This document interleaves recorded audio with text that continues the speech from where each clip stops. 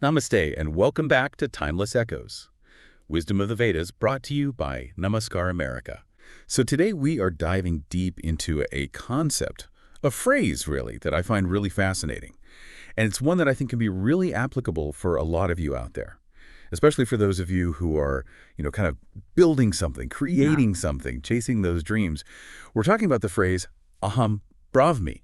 And to help me kind of unpack this and explore it a little bit, I have an expert here with me today. Welcome to the show. Thank you. Happy to be here. Awesome.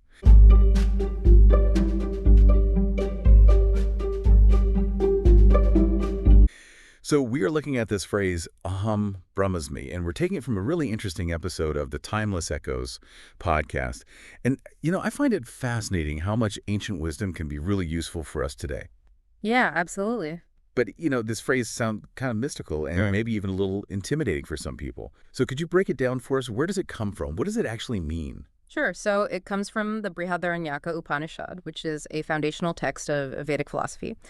And at its simplest, Aham Brahmasmi translates to I am Brahman. And Brahman is the ultimate reality, sometimes described as this infinite consciousness that connects everything. But what does that actually mean, right? Right, yeah. Well, the Upanishads use this phrase to point to the idea that our individual soul, the Atman, is actually not separate from Brahman.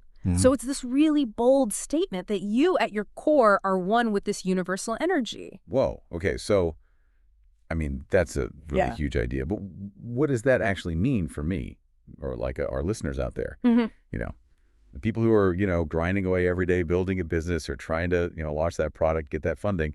How do we apply that to, real world challenges? That's a great question, and that's where I think it gets really interesting. Entrepreneurship is full of ups and downs. There are going to be setbacks, rejections, moments where you doubt yourself, and this concept, Aham Brahmasmi, offers a different way to look at those challenges. Okay. Instead of seeing them as these insurmountable roadblocks, it invites you to see them as opportunities for growth.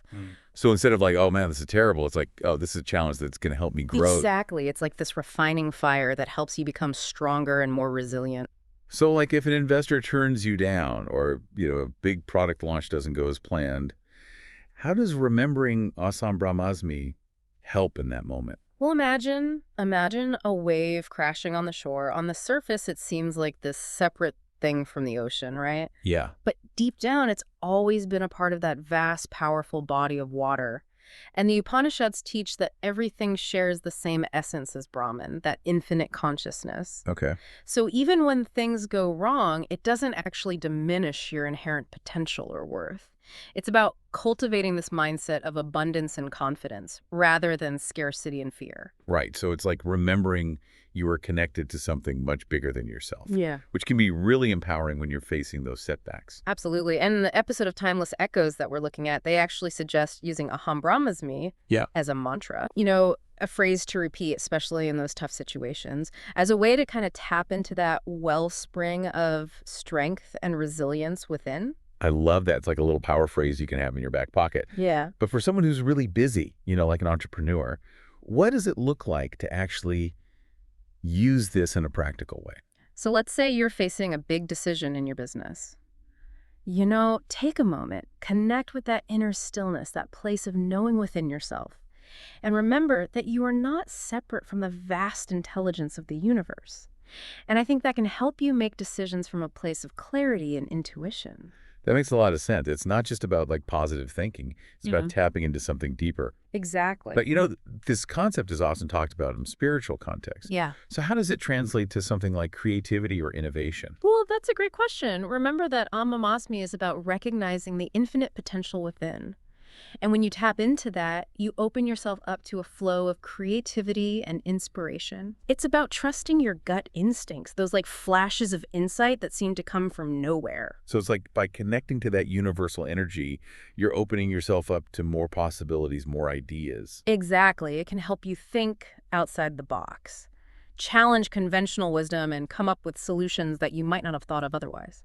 So basically, Aham Brahmasmi is a reminder that we are not just these limited individuals, but we are connected to something so much greater. And by tapping into that, we unlock all this potential, not just in business, but in everything. I think that's a beautiful way to put it. What's really exciting is that this is just the beginning. As you explore this concept further, you might start to see how it can influence your relationships, your leadership style, even your overall sense of purpose. It's a really fascinating journey of self-discovery, and I definitely encourage you to keep exploring it. That's great advice, and I really appreciate you taking the time to kind of walk us through this. It's a lot to think about, but I think it's really powerful stuff. And to everyone listening out there, take this concept of Aham Brahmasmi, see where it leads you. And until next time, keep on learning, keep on growing, and we'll see you soon.